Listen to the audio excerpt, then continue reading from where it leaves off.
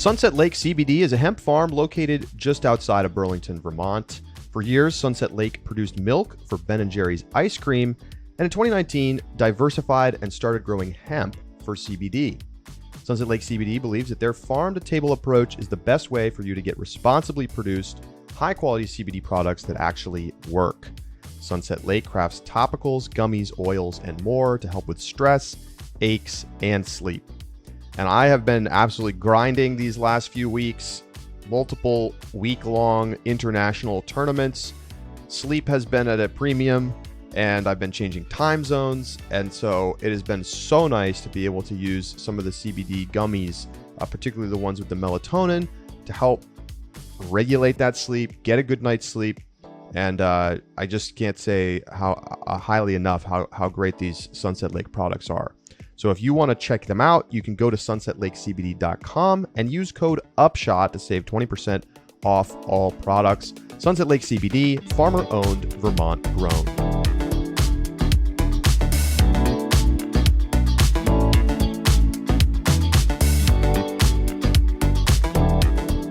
Welcome to the Upshot, Multi-World Disc Golf's podcast about the latest in the disc golf world. It is Tuesday, August 2nd. I'm Charlie Eisenhood, editor, joined as always by Josh Mansfield. And Josh, we're finally into Worlds Month.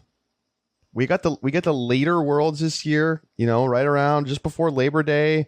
We've had all this build up, and it's kind of felt like a distant thing for a while, and now we're starting to see it come into view, and I cannot wait. I mean, we just think back to how amazing last year's Worlds was, and it's going to be super fun, and a lot of players are coming into good form right now, which is exciting. Yeah, and I think part of the other point that's kind of interesting about that is it's going to kind of hit us out of nowhere, because we still have Ledgestone and then the Des Moines Challenge, Ledgestone being probably one of the most important non-major DGPT events of the year. That's going to be in 2 weeks. And so it is Worlds Month, and it feels like a packed Worlds Month. And so I really think it's going to be here before we know it.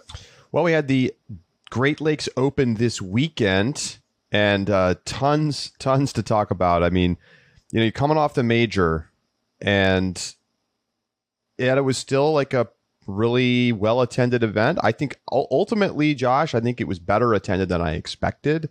I know, we talked to Nate Heinold last week, and he said that some players had dropped, and, yes, but primarily a lot of the good players were there. And what a finish we got. Calvin Heimburg, Corey Ellis going to a playoff. Calvin Heimburg winning another playoff. I mean, this guy, if you get into a playoff with him, you're going to have a bad time. I mean, that's what it's starting to feel like. And then Natalie Ryan gets her first ever win in FPO. We talked all about this tournament already in our Rapid React show that happens live in our subscriber Discord on Sundays. And so hopefully you get a chance to check that out. It's up in the subscriber-only podcast feed right now for anybody who was not able to check it out. And we hope that you'll sign up. And it's less than $4 a month, discgolf.ultrworld.com/subscribe. And you can hear a lot more about this tournament as we reacted to things on Sunday. So, Josh, still tons to catch up on today that we didn't talk about Sunday. And I think I want to start with something that we discussed somewhat and yet maybe is going overlooked. We talked about Calvin Heimburg, who's kind of been in a little bit of a funk. He dropped out of the match play tournament. He didn't play well at Beaver State Fling. He'd been missing the top 10 a little bit and just didn't really look totally right. And then he comes back out here, plays awesome, and, clutches up down the stretch, hits that critical par save putt from the hill on 17. And although he, gives up a 2-stroke lead with 3 holes to play, he then, of course, comes out and wins it in the playoff. And the point I'm trying to get to here is that Calvin, despite the little hiccup that he had the last few weeks, now has as many Elite Series wins as Ricky and Simon. He is at the top of the Disc Golf Pro Tour standings. And you could argue, as a result, that he's been the best player this season. Does that feel incongruous with the way that you've been thinking about how Calvin's been playing? I think it does, and that's probably not fair. I think the reason it feels, like you said, incongruous is in large part due to some of the storylines that exist around the other players.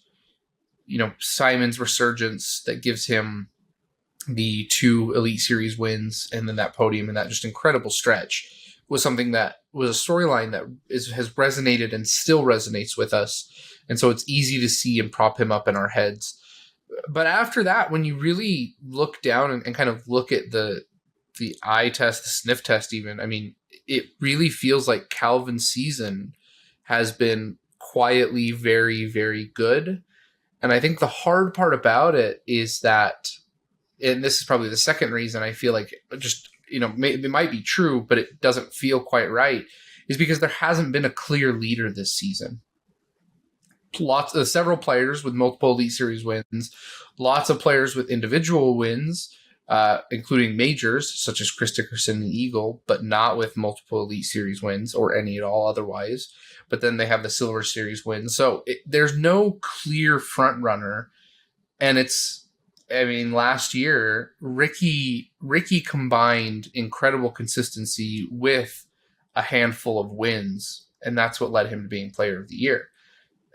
There isn't really that same case here where, you know, Calvin has established himself as having so much consistency as well as so many wins that he's the clear number 1 best player of the season. But I think it's more due to a lack of a star season out of anybody else more than anything. You know what's crazy? Calvin only went OB once, and it was on 17 in that critical spot late. And he was able to get up and down to save par, had a great scramble percentage on the weekend. But it's kind of crazy to think that that's the only time all week that he went OB, and it was in this like crucial spot.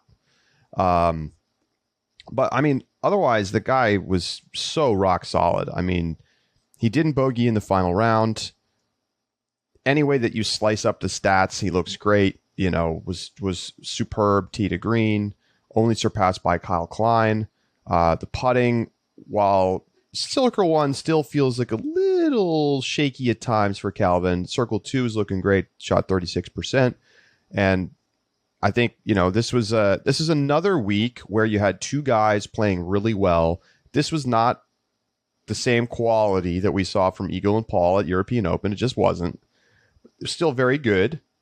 And it felt like either guy deserved to win. And maybe that's how it's always going to feel when it goes to a playoff. But, you know, it wasn't like it was like a cheapie. You know, it wasn't like they were kind of slogging their way to the finish. There was just a lot of really good play. Corey Ellis just like literally automatic from inside the circle. And, you know, it just came down to those couple mistakes. First, Calvin opening the door, and then Corey Ellis going out of bounds on the playoff hole. And it looks like they were averaging around 1056, 1050. It's good. 5-ish. Very good. It's good. Yeah. But it's not 1070. It's not bad. It's not.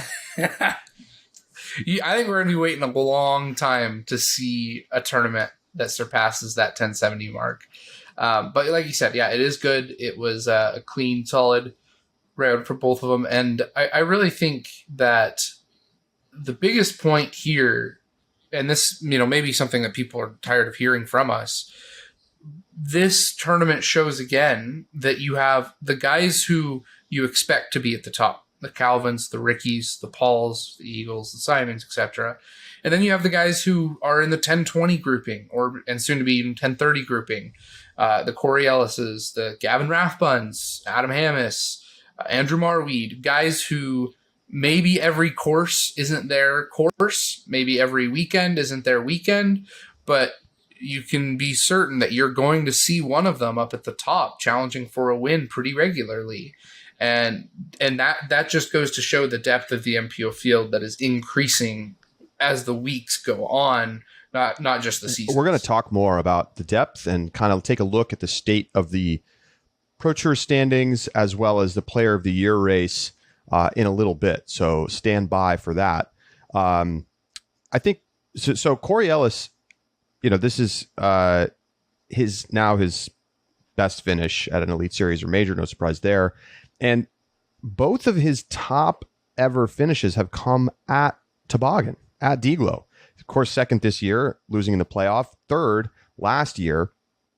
What do you think about, I'm curious about this because I think we saw from him this weekend that he has the tools to be somebody who could win, and I think realistically could win a tournament on the Elite Series at some point in the near future, because obviously he's an elite putter, probably the best on tour. And he combines that with legitimate power. Like you don't hang in there at Toboggan unless you can bomb. Like you won't be able to score enough. And so what about Toboggan is making him successful? And then why aren't we seeing this week in and week out? I think there's a couple answers that I have. Number one is, and this is something that we've talked about, Toboggan, you do have to have that power, but you have a lot of edge of circle, outside circle looks at Toboggan. There are holes that really are designed to kind of, if you're getting to circle 2 in regulation, that's kind of what a hole is designed to get you to do. And edge of circle is a really good shot. And for a putter, and this is something that we've talked about in terms of the deficiency of statistics always, is that, it counts an 11-footer as the exact same as a 33-footer. And so those stats are a little bit deceiving, because you can have players who are able to get within 15 feet regularly at some tournaments versus those who are at circle's edge.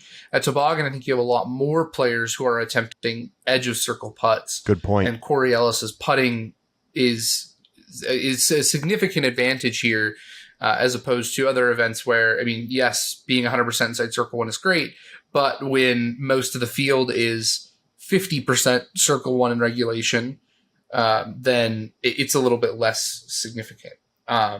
So that's the first thing that I think is big. The second thing, he is someone who, if you go to his UDisc page, his favorite course is Idlewild.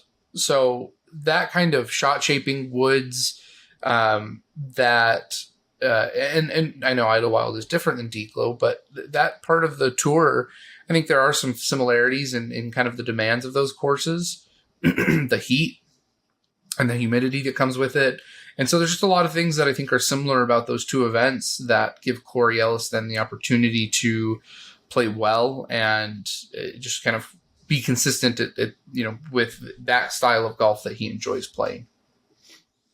Yeah, it's a pretty interesting thing. Like one of the things that you could look at is like, what is the ratio of strokes gained tee to green to strokes gained putting at various courses?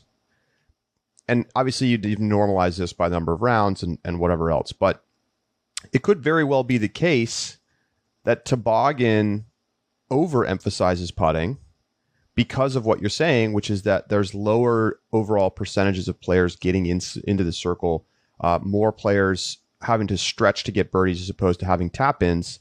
I think that's a significant part of disc golf that we don't really have a lot of insight into right now. It's like we kind of talk about, oh, they had a good putting weekend. Oh, they were great off the tee. But like from an actual data analytics perspective, like there are courses that emphasize putting more and courses that emphasize putting less. Like we talked about US women's, right? That was an incredibly putting oriented tournament because of the how short a lot of the holes were. So you're going to end up with a lot of players having a look, and putting becomes the separator. And that's why you think you see some of the players succeeding the way that they did. Now, I'm like, oh, look at Owen Scoggins. But then Owen Scoggins is out here balling out too on this super long toboggan course. Owen Scoggins right now, amazing. She has more podium finishes than any player except the Big Four. And she's Masters eligible. I know we've talked about this, but like she keeps doing it, folks. So I pulled Calvin Heimburg's win at Jonesboro. Great. And then Corey Ellis' stats a course here. that I often compare Toboggan to. Go ahead. Right. So at Jonesboro, Calvin Heimburg led or was 8th at Circle 1 in regulation. So 8th in Circle 1 in regulation was 49%. Corey Ellis was 7th in Circle 1 in regulation here at DGLO, and it was 38%. So an 11% difference. Yet they finished. Corey Ellis actually finished comparably, higher, right? But pretty comparable in terms of the field strength. What were the top Circle 1 in regulation numbers at each of the tournaments? That one. Let me hang on. I'm gonna have to. I can give you this. I can give you the statistic assist here. DGLO, it was Calvin at 53%. So what was it at Jonesboro? 49%. Okay, interesting. Sorry, Jonesboro was 57%. Okay. Was number 1, so and that was higher. Ricky. Yeah. And then what was Circle 2 in regulations highest at DGLO? DGLO, Corey Ellis, 69%. Albert Tom, 81%. Okay, there you go. So fewer birdie opportunities available at DGLO, basically. Well, and the scores reflect that too, right? Like 26 under was the winning score at Jonesboro. And it was 25 at DGLO. Is Jonesboro was it 3-round 25? tournament? Yeah, Jonesboro was 3. Yeah, I was thinking. In my head, I was thinking that DGLO was last. So, well, I mean, I think similar. There may be more bogey opportunities, more OB coming into play. I don't know what the OB numbers were. So, if you still have it up, how many OB strokes did the winner have? Did Calvin have? Calvin had 3. Right, he had 1 at DGLO. Like so OB just less of a factor. Yeah, and there's a couple strokes there. So it's interesting. Yeah, though. I think it is interesting. And how many bogeys? What was his bogey percentage for this 4%. Weekend? It was 5% at Jonesboro. So I mean, comparable courses, but I think even maybe the better way to put it is that if you get inside the circle at Jonesboro, I don't know. It's really weird. Disc golf statistics are hard to accurately draw the correct interpretation of them. Sure. And so it's just so much of it is left to how it felt, and it's a weird place to be. I shout out to the Statmando guys who do a lot of work on this. We're still in the early years of statistics in disc golf. Very early. But like Corey Ellis, disc golf money ball. Like think about this. He's ranked 10th in the world by UDisc. He's 12th in the Pro Tour standings. And he's 109th this year on tour in Circle 1 in regulation. Now, like, part of that is probably because he has 3 very poor finishes. DDO 82nd, Waco 70th, Vegas 62nd. Outside of that, he's been pretty darn good and preserved 35th, but he also has like multiple top 5s, including at Champions Cup and of course now at DGLO. So he seems like he's a little bit streaky in terms of his play off the tee is one way that I think you could look at that. The putting is unquestionably excellent. I just think it's a curious thing, right? There's weeks, there's courses where being a great putter really gives you an opportunity to hang in there. Like let's look at the top 10 real quick in MPO from DGLO. So 6 of the top 10 putters on the weekend were in the top 10 of the tournament. So I think that goes to show you, and I promise you that will not be true every week. I promise you. Like Andrew Marweed he was tied for 7th this weekend, despite being negative strokes gained from tee to green. That is just like unheard of, but that's because he was just out of his mind on the putting green. How many Circle 2 putts did he even hit? I mean, he was 13 strokes gained putting, which is just like so far beyond. He hit 12 circle 2 putts, 63%, didn't miss a single circle 1 putt. And that's despite the fact that like he just didn't give himself enough birdie opportunities because he was, just below average from tee to green. But I think it goes to show you that like, even though tee to green performance is still the number one factor in who is going to win a tournament, there are courses where putting stands out. And I think clearly this is one of them because you have those tester putts on a regular basis.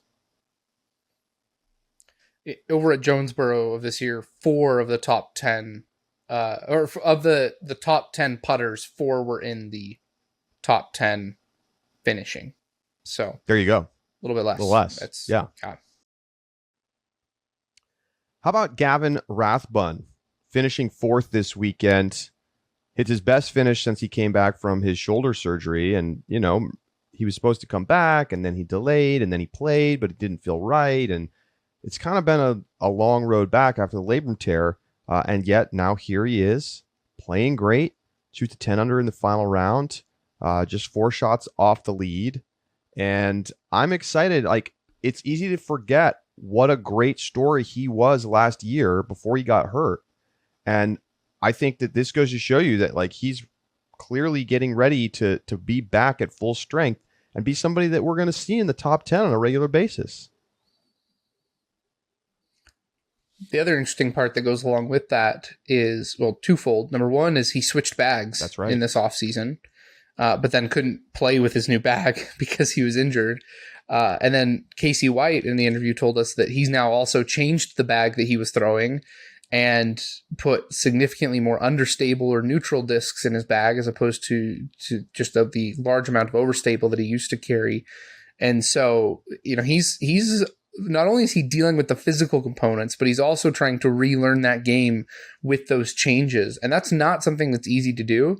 And so it's really impressive to see him back getting a top 5. I think he could have gotten a couple top 10s this season, and I would have been impressed with a comeback and been excited for him coming into next season. But to have a top 5 finish, I think it's easy to overlook how incredible that is, given the circumstances that Gavin has gone through at the offseason. I mean, we were talking earlier this year about like, oh man, it's a season of injuries and like, man, what a bummer. And yet now we have Eagle winning a major after not playing for 3 months, and Gavin Rathbun finishing top 5.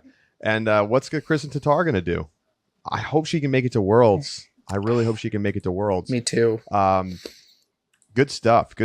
But yeah, great to see Gavin playing well. And Adam Hammes too, who finished tied with Gavin. He finishes at 21 under as well. And don't look now, but Adam Hammes is starting to play pretty good disc golf again. I mean, he was just dreadful to start the year. But he is now finished inside the top 10 at what? I think it's now 4 straight DGPT events. 5th at Portland, 6th at Preserve, 9th at Idlewild, now 4th at DGLO. Still a little bit of inconsistency there. He's 35th at the European Open. That's pretty disappointing. But we're starting to see Adam come back into form. And that's what I'm talking about as we head towards Worlds. Some of the people who were having really good 2021 seasons, but got off to a bad start this year or were otherwise, injured or struggling in some way, we're starting to see them come back around. And I think that's going to make for a great World Championship. It's one of the things that I like about having a late World Championship as well, is it gives players the time to kind of settle into form. I love having an early major. And I understand, that and then you have the European Open in midsummer, but I really like when there's the time to kind of fill in and be ready, because it makes for more exciting competition. When we went into Champions Cup, we had certain players that we didn't think had a chance, that just playing terrible. You really was kind of a more limited look to what the season was going to be like. And then I think Worlds now, I don't know, do you have a clear favorite to win Worlds at this point? Show me the win conditions. I mean, all right. Emporia is like kind of a weird spot. And we have this new, mostly untested Jones course. It's been played once. It was so windy. I feel like I don't really have much to take away from DDO this year. You got to think like Ricky. You like Ricky because he's played well in Emporia in the past. He's won world championships there. Paul is obviously looking great. How can you not expect Eagle to be at least a contender given the way that he looked at European Open? Simon can absolutely shred in Emporia. I mean, I don't know that I have an obvious favorite at the moment. I really don't. I don't think there is one. And that's exciting. That's great. That is great for disc golf. And there is not an obvious favorite going into a major championship. All right, well, let's talk about FPO. Natalie Ryan wins her first Elite Series tournament and, does it in pretty convincing fashion, comes into the final round with a 4-shot lead, holds on to the lead, although Owen Scoggins made it interesting down the stretch. She becomes the first 6-digit PDGA number to win an Elite Series or major in either FPO or MPO. Her PDGA number is 114560. Connor O'Reilly is the second highest winner at 99648, so just missed the 6-digit cutoff. But another sign of the growth of FPO. And as we've talked about so many times, like all of these new players coming into the division and making it so much more competitive than we've seen in the past. Really, really impressive stuff from Natalie Ryan this weekend. Not only, with the power, which is something that's been a calling card since we've started seeing her emerge this year, but also with the control. And we talked about this on Sunday, Josh. Very, very good control of angles and landing zones. I was impressed with the performance. Like, this was the complete 3-round tournament that she hadn't yet been able to put together. And one of the stats that I think was incredible, and a lot of these stats are courtesy of Statmando. They're incredible, give us a lot of support for the show, and we always love their numbers that they give us. And one of the cool ones is that Natalie Ryan and Ella Hansen are the only two players since UDisc data is available at DGLO to birdie hole 18. And I mean, that's just an impressive statistic that shows, the kind of power that was once reserved for Paige Pierce and Katrina Allen is now equaled by, and in some cases surpassed by, other FPO players. And it changes the dynamic of the FPO game because, Paige, still incredible as always. At short courses, you have technical specialists like Owen Scoggins, who give her credit on long courses too. But you have technical specialists like Owen Scoggins and Missy Gannon. And then on long courses, you have the likes of, Ella Hansen and Natalie Ryan and Holland Hanley, who are going to show up and establish themselves as distance and elite distance throwers. And so while Paige can win on both, she doesn't have just an outright advantage anymore as compared to the past because of the influx of new FPO players who are able to throw further than Paige does. And, Paige has been a little bit up and down this year in terms of consistency, given, up and down for her level. And we'll talk about that more when we look at the kind of the current standings and talk about kind of the player of the year race. So obviously, as we've just talked about it before on the show, we talked about it on Sunday. One of the big conversation points about this weekend has been the fact that Natalie Ryan is transgender, and there are people with a lot of feelings about that. There's a lot of kind of toxicity and a lot of bad faith stuff that we don't really need to wade into. And I think broadly, like, that kind of stuff is being rejected by the wider group of disc golf universe. The PDGA Board of Elections results are in. The voting is done. The people have been chosen. This is a great little moment to talk about this. Conrad Damon and Laura Nagtegal get elected to the global board of directors. Then there's some European board of directors selections as well. Boje Bjarnason, who's a Ulti-World Disc Golf contributor, Antti Tarnen, and Zoe Winfield. So congratulations to all of those folks. And so great to see so many people, players, and organizers putting their name in the hat. You know, there were so many candidates. Laura Nagtegaal is transgender. And there were also candidates in the field who were openly anti-transgender, and that was like their primary platform, and they did not win.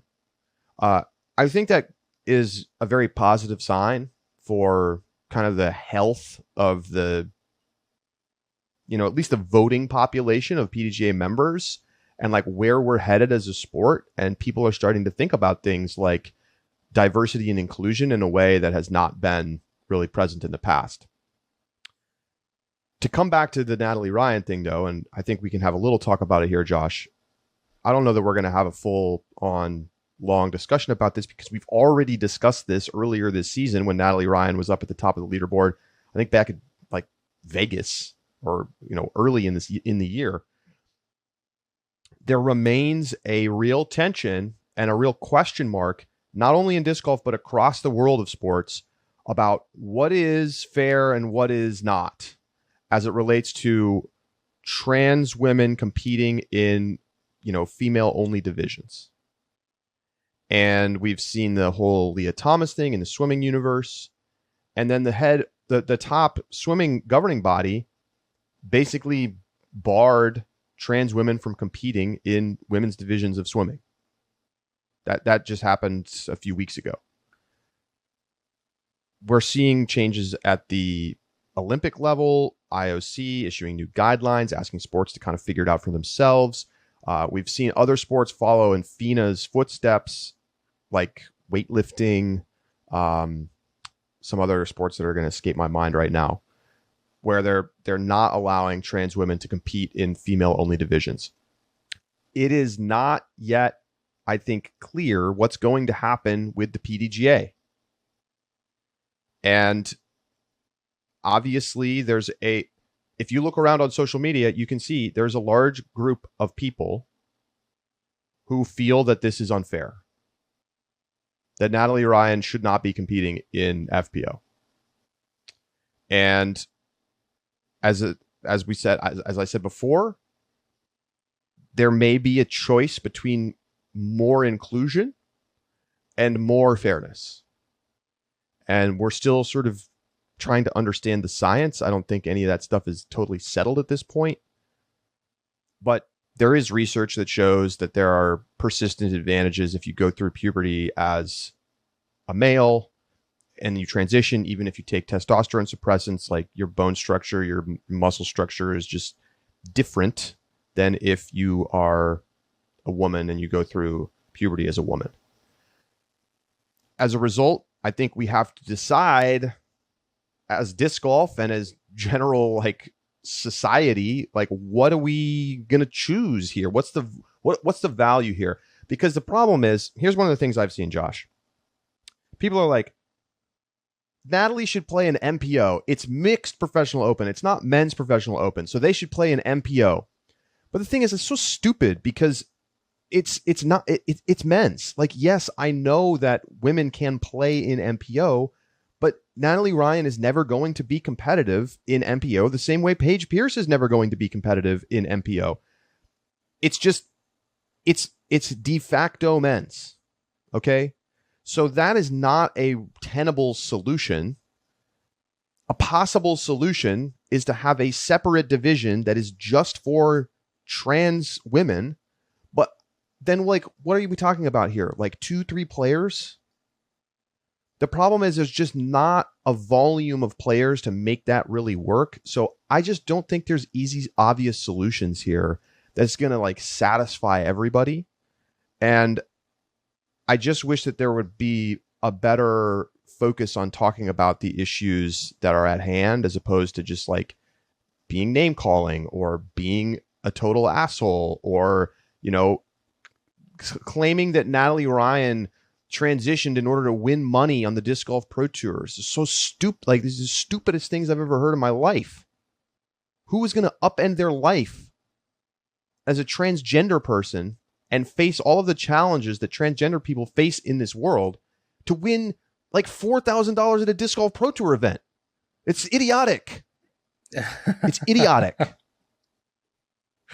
And wait, she's sponsored by Neptune Discs, yeah, a company that nobody even really knows about. Will one of the big manufacturers take the chance on sponsoring her? I don't know. We're in a weird spot, but like, there's just so much bad faith. I can't stand it.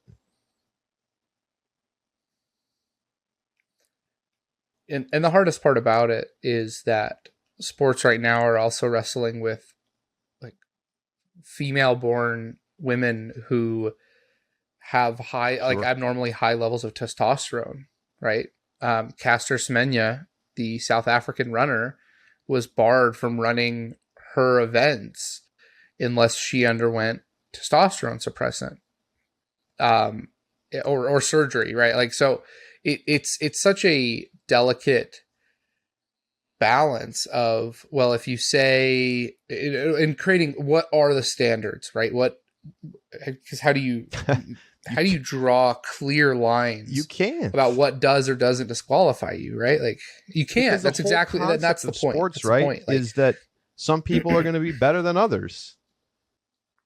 But of course, on the other hand, there's a reason we have separated gender divisions in sports, which is because women generally are unable to compete with men in physical activities. Men are going to be bigger, stronger, and faster on average. Right. So we create a separate division so that they have a level playing field. But within that level playing field, obviously there's going to be a wide spectrum of ability. Some people are going to have bigger hands. Some people are going to have more testosterone. Some people are going to be, have crazy lung capacity. I mean, like, that's why we watch sports, is because we want to see the best of the best doing their thing. Like, if I was lanky like Eagle, I'd probably be better at disc golf. But I'm not. and that's the hardest part about it, is there's no clean lines, because I think you hit the nail on the head. Is we want fairness to an extent, and we pick certain areas where we want fairness and certain areas where we don't, and it makes it such a difficult discussion about what is fair in sports. And I think, like you said, the biggest thing is the organizations are working through the process to try and resolve the answer. But in the meantime, I think the best thing that we can do is be kind and be generous and assume that people are operating in good faith and with, the intention of trying to be good people.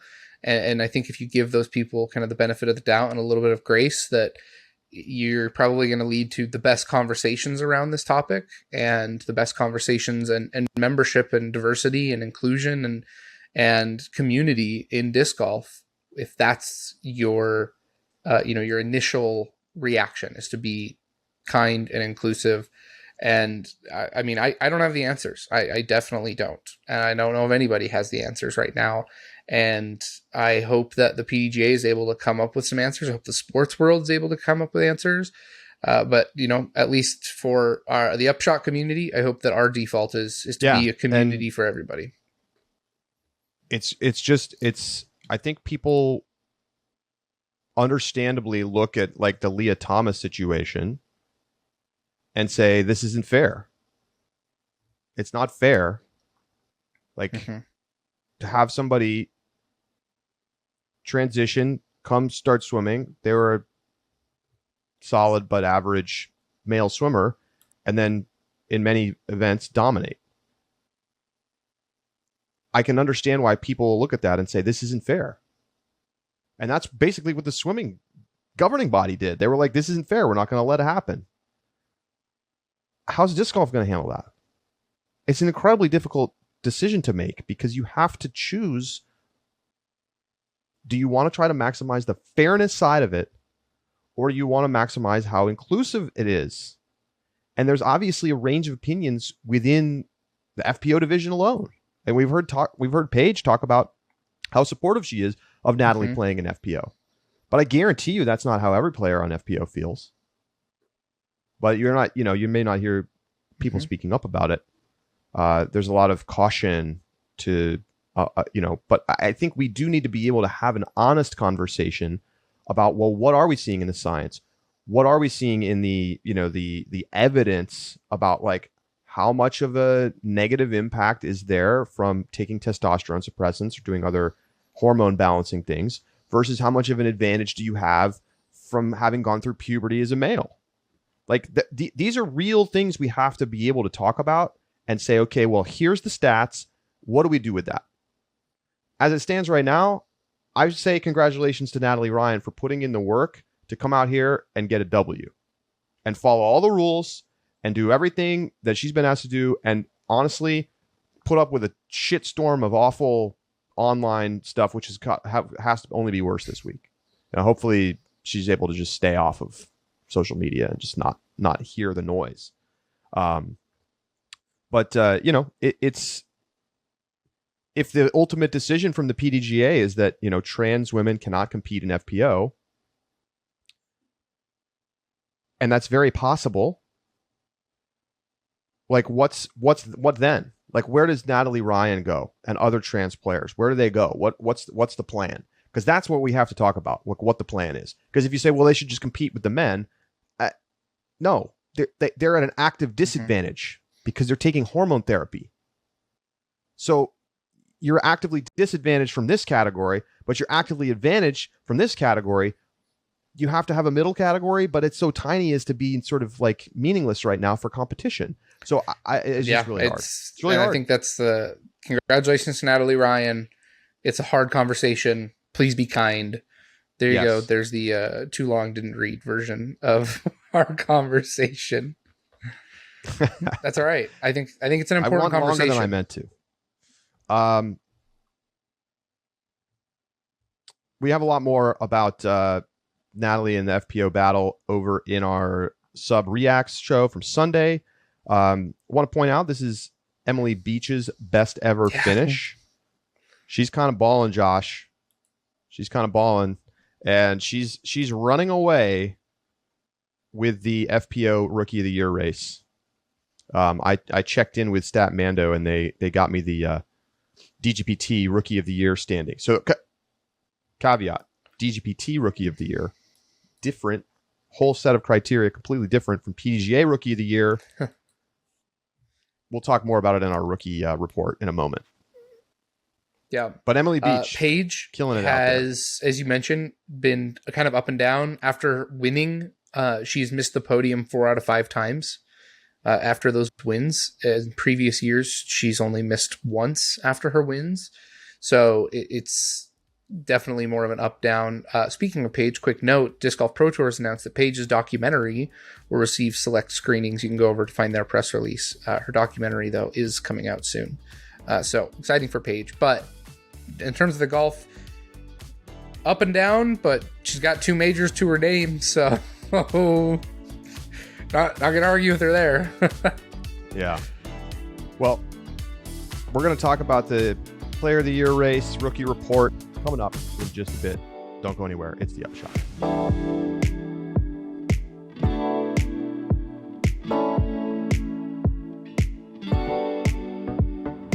The Upshot is presented by Pound Disc Golf, makers of the best bags in the sport. Head over to Pound Disc Golf's Facebook page to get all the latest information. The Rufus is in production. That's right. So 10 prototypes deep. Now the Rufus is getting made and pre-orders are going to be available very soon. You can find out more and get the latest and greatest at facebook.com/pounddiscgolf.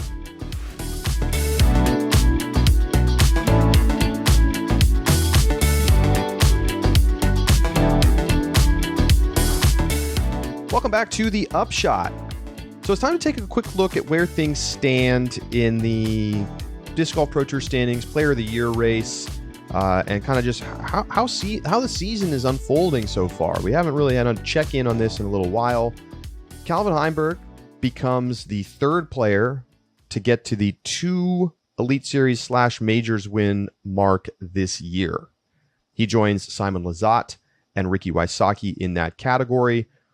A lot of players also have a single victory. Paul won Waco. Chris Dickerson won Champions Cup. Eagle, of course, winning out at the European Open. But 3 players with 2 wins. And what's interesting about that, Josh, This one coming courtesy of Statmando. This is the first time in the last 10 years, other than the COVID 2020 year, where, obviously we missed a large chunk of this season. It's the first time in the last 10 years that no MPO player has had more than 2 wins by the end of July. And we've talked about the parity this year. We've talked about the spread of different kinds of winners. And that shows you more clearly than maybe anything else that we're in a new era of disc golf.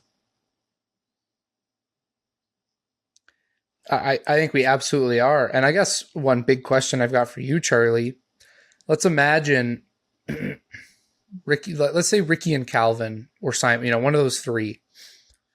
Let's say none of them win a major, and the major goes to 2 different people. So you have 4 independent major winners, and then a couple of guys who have 2 to 3 DGPT wins, right? I don't think it's unfeasible that Calvin or Ricky or Simon win another DGPT event. So one of those 3 are at 3 wins, and then other players, there are 4 major winners who have no more than 1 other DGPT event win. Can you win Player of the Year without a major this year? Oh boy, I think it's possible if you win like 3 to 4 Pro Tour events / Pro Tour Championship, but no major. I think it's possible. Okay. Because right now, look at your major winners in MPO. It's Eagle and Chris Dickerson. Mm-hmm. Like, would you give it to either of them right now? Like, if the season was over today, who wins Player of the Year? It's incredibly hard to answer that question. It is. And maybe it's disingenuous of me, but like, I feel like Chris is it can't be Chris. Is Chris the favorite? He skipped too many tournaments. I don't think you can put him in the category. I mean, I'm looking at some stats from the year. All right. Okay. Chris Dickerson only has 2 podium finishes, and one of them was the win. And yes, it was a major, but like Calvin has 6 podium finishes most of the year. Ricky has 5 podium finishes. They both have 8 top 10 finishes and a pair of wins. Like, I think the volume of competition also matters, Mm-hmm. And that's true, but like, in 5 years, are you going to look back and be like, remember how many podiums Calvin had in 2022? But I think, this is why we need the whole season to really evaluate the answer to this question. You do. But I do think you're probably right that it will probably require winning a major to win Player of the Year. Probably. It's so hard because like, if I don't even know like the hypothetical to use, right? If Kevin Jones wins a major, let's say Kevin Jones wins Worlds and Matty O wins USDGC, and they don't win any other DGPT events, like, you have 4 major winners who've missed significant time or have had very poor seasons otherwise. And maybe that's just an anomaly year, right? Where the major winners happen to be people who haven't been on tour, and that thus far, mm-hmm. right? The 2 major winners. But how do you deal with that in future years when players are skipping events because there's so many of them? Well, I think this is why you have to use some sort of aggregated statistics to help make these decisions. You can't just use the like raw eye test. I mean, like, for example, Calvin leads the Disc Golf Pro Tour standings. Mm-hmm. He has the most podium finishes. I think he's second in money this year behind Ricky in total prize money. His average finish is the best at 6.27. Ricky is at second at 6.45, and then it's Chris at 6.5, and they've really separated from the rest of the pack. The next 2 guys are Gannon Burr and Matty O, who are both in the 8s for average finish. So, like, I think from the aggregated stats, as it stands right now, you have to give it to Calvin. Because the Pro Tour standings include the majors now, right? As you can quibble with how much weight they get relative to Pro Tour events, and like, it's not a firm decision, but like, most podiums, tied for most wins, best average finish, highest Pro Tour standings, which aggregates all of these tournaments. Like, how do you argue right now that it should be Eagle, who's barely played, or Chris, who's also barely played? Barely is maybe a stretch, but like, you can't take 2 months off and, if the season ended today, win the thing. I guess, and I have. It's funny because I think we flipped on this, because I've definitely been more in the camp of, the season matters, and you're the one who typically emphasizes the majors and talks about that importance. But I guess with 4 majors, I just am so much less compelled by a season that doesn't have, and that's probably why this thought experiment right now is so difficult, right? Because there's only been 2 majors, and in seasons where there's only 2 majors, we give passes to people all the time who don't win a major, all the time. And see Ricky Wysocki last year as the key example of that. And so that's why this thought experiment is probably this thought experiment is very severely limited. That being said, though, I just I don't care how good you are if you can't win a major, if you can't show up when it matters. And that's, imagine it's really different compared to sporting events where you're looking at players who, can win MVP seasons. Well, typically it's decided before the championship is over anyway. But my point being, it's in team-based sports, there's factors outside of your control. There's only one championship, et cetera, et cetera. But in an individualized sport where you have 4 opportunities at 4 drastically different courses on 2 continents to win a major, and you still can't do it, I'm just not compelled by that season. Wow. Well, maybe it'll be more clear to us in a little while. Certainly, it's interesting right now. Paul and Gannon have the highest top 10 percentage, 81%. Paul has 3 podium finishes, 1 win. Gannon, the 1 podium back at LVC, no wins yet. Gannon's cooled off just a touch, but still a great season.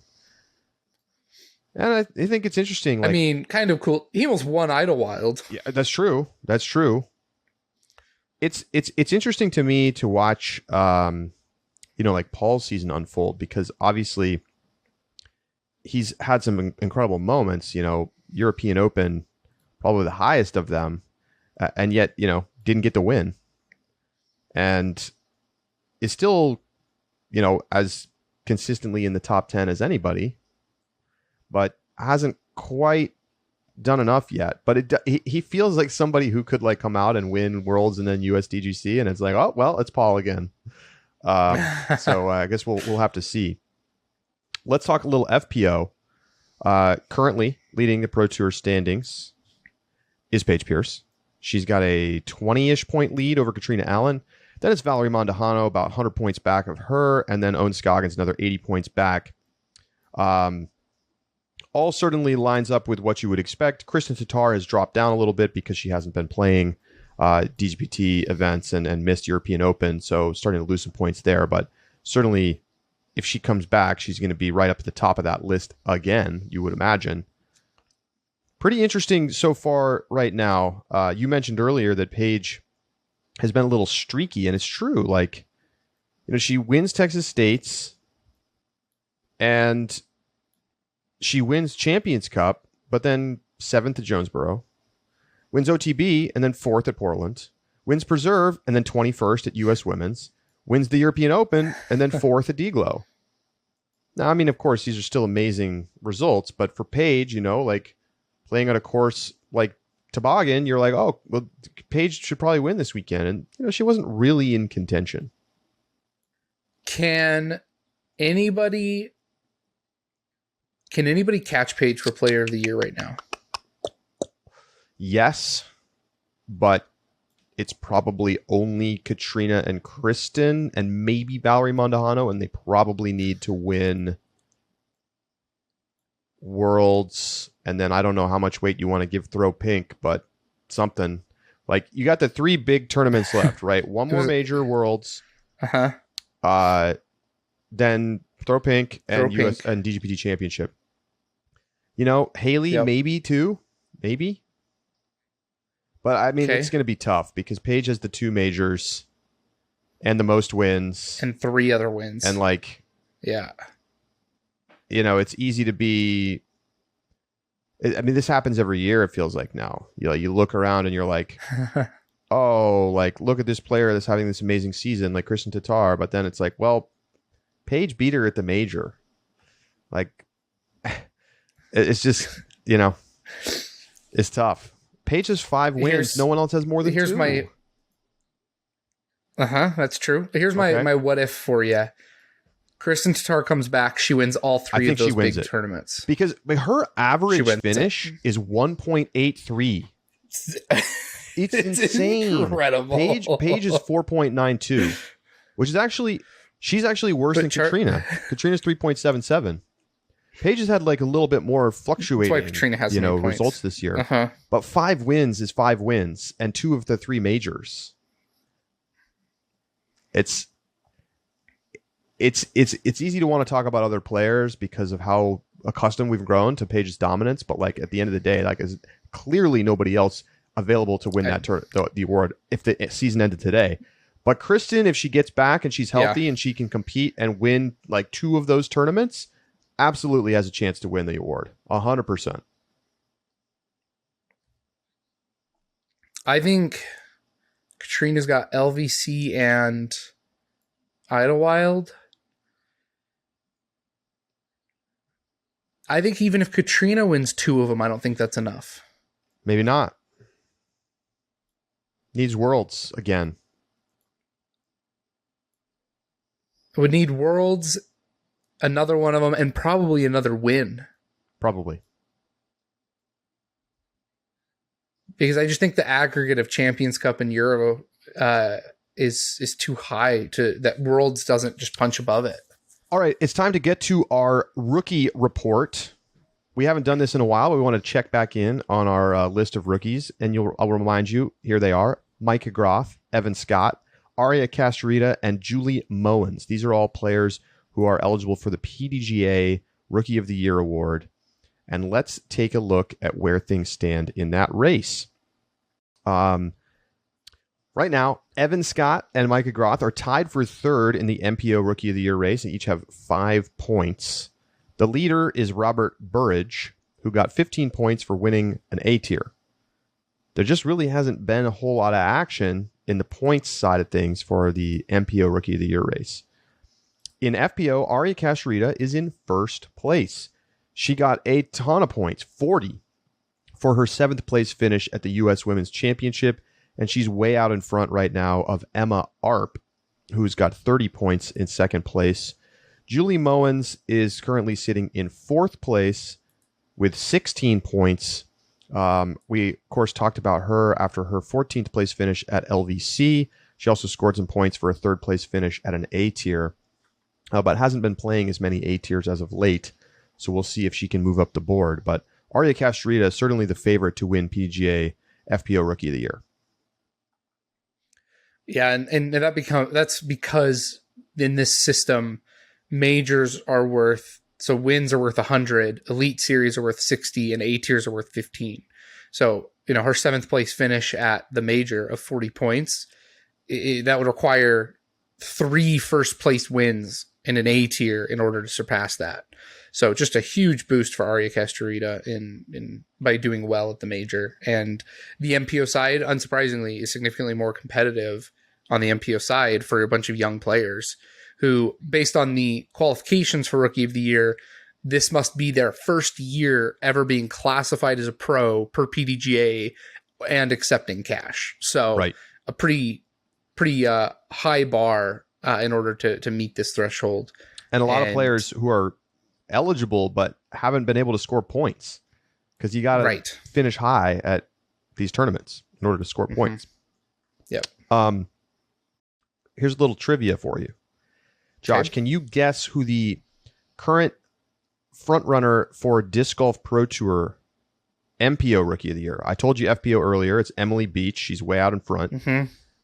Yep. MPO, Who's your rookie of the year? Now, remember, the criteria is that you have to have not played more than 3. I think if you've played 3, you're no longer eligible in the Pro Tour events in the previous season or Pro Tour comboed with majors.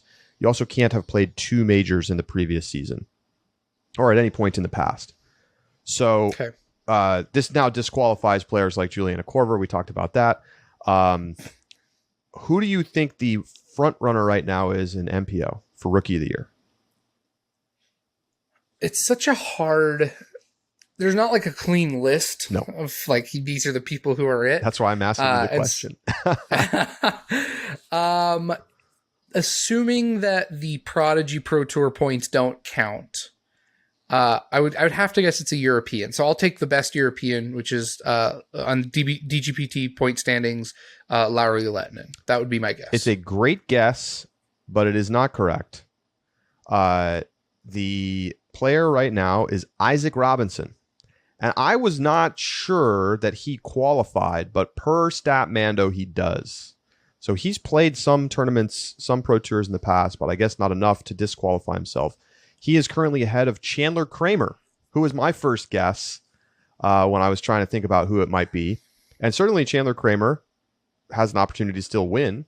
Isaac Robinson got the W, though. That's going to be a lot of points. I think that most of the players after that are all the Europeans. Okay. So very good guess. My interest there is, does USDGC not count against them then? Because Idlewild in 2020 he played Idlewild, Ledgestone, and USDGC. Oh gosh. Well, let's see. So anyway, maybe Statmando has that answer. Maybe the DGPT, who has not played in more than 3 DGPT Elite Series National Tour major tournaments in a single previous season. So that's 3, right? Got it. So you have to play 4 plus to be disqualified. Okay. So there's your answer. Okay, yeah, that checks out. That makes sense. Because I remembered thinking that when Isaac had his win, I was like, oh no, I don't think he's a rookie because he has 2 years where he's played 3 events. But smart man made sure to stick under the 4 mark so that he could still be classified as a rookie. You know, because that's the award. That's the one. Is the award. That's to win. the one. Career defining. Let's take a quick look at the purse watch, and then that's going to wrap it up for today's edition of the Upshot. Great Lakes Open, numbers coming in hot, and it is the highest purse of the year on the Disc Golf Pro Tour, $86,675, beating out Idlewild by $475 in total purse. It's up over 25% from last year's $69,046. So big growth here at DGLO. Interesting, though, Josh, the winner payouts quite a bit lower than comparable tournaments. In fact, the MPO winner payout, $5,865, the lowest winner payout of the season on the Pro Tour. And that's despite the fact that the total purse was the highest of the year. The FPO winner payout, $4,016. You know, that's more than $2,000 less than the Idlewild winner payout. Do you like that, where there's like a deeper payout with more money being allocated to lower players? To me, this doesn't make a ton of sense given the fact that the purse was so high. On the one hand, I don't like it in the sense that I think, number one, big flashy winner payout numbers are good for the sport. It brings publicity to the sport. Number two, I think that I prefer to reward that performance. That being said, though, that money, whether it was $5,000 or $8,000, probably does not make a significant impact on Calvin's life. What about for Natalie Ryan? The guys for Natalie Ryan, probably a couple does. $1,000s more in your pocket actually makes a difference. FPO is a completely different game. For MPO specifically, the winners of the events, I would say, I mean, we can go back and look, but most times that difference probably does not mean a large difference in their livelihood. The money going further down the field means the difference between someone staying on tour and someone going home. This has been the argument for a long time. And so I'm at the stage where our sport is at, where some people are just trying to stay alive. I'm not gonna argue with it. I think both philosophies have clear justifications why. FPO is a lot trickier because, like you said, I mean that probably $2,000 probably makes a huge difference for Natalie Ryan. That's a nice dinner at Texas Roadhouse. All right. Look, just because Chris picked Texas Roadhouse does not mean that you could pick Texas Roadhouse as everybody's winning dinner. What are you talking about? That's the place to go. That's. I think I've eaten at Texas Roadhouse once in the past 10 years, and it's because I got a gift card from work. Texas Roadhouse is totally solid. It's totally solid. Yeah. It's solid. Don't knock it. It's not the super New York City steakhouse, but like it's good. We in Pocatello, Idaho, we've got this place called Jakers. That's a steakhouse that is comparable price and significantly better. I mean, I think generally the chain restaurant version of stuff is going to usually be more consistent, but like probably not as good as the best. Consistently okay, subpar. Whoa. Coming in throwing darts. Texas Roadhouse never going to sponsor this podcast. Thanks, Josh. You're trying to get it going here. I'll call Jakers. Jakers. I want to go there. It's not bad. Come to Pocatello at some point. Believe that. We're going to do an in-person Pocatello show. Okay, all right. I like it. Time to wrap it up. We'll be back. Hit us with your mailbag questions. Upshot at ultiworld.com. And find us in the Discord. We hope you subscribe and join us for the great conversations that we have in there. We got a Silver Series coming up this weekend, and then we're on our way towards Ledgestone. So stay tuned for more from the Upshot. We'll talk to you on Thursday. For Josh Mansfield, I'm Charlie Eisenhood saying so long for this Tuesday edition of the Upshot.